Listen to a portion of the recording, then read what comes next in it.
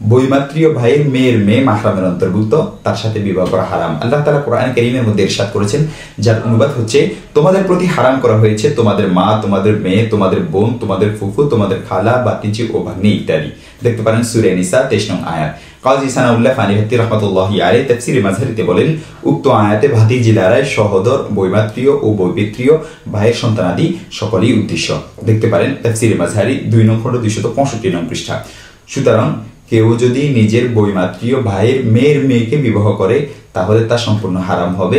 তাই তাদের পৃথক হয়ে যাওয়া জরুরি। আর বিগত দিনগুলো একত্রে বসবাসের জন্য আল্লাহ তাআলার নিকট খাঁটি মনে তাওবা ও ইস্তেগফার করতে হবে। উভয়ে পৃথক হয়ে যাওয়ার পর থেকে মহিলাটির জন্য ইদ্যত পালন করা জরুরি। ইদ্যতকালীন সময়ে তার ভরণ পোষণ ওই ব্যক্তিকেই বহন করতে হবে। ইদ্যতের পর মহিলাটি অন্যত্র বিবাহ বন্ধনে আবদ্ধ হতে পারবে। আর বিবাহ অবৈধ হলেও তাদের গড়ে যদি কোনো সন্তান জন্ম নেয় তাহলে সেই সন্তানের বংশ পরিচয় তার পিতা থেকে সাব্যস্ত হবে এবং পিতার মৃত্যুর পর ওই সন্তান তার ওয়ারিস হিসাবে গণ্য হবে।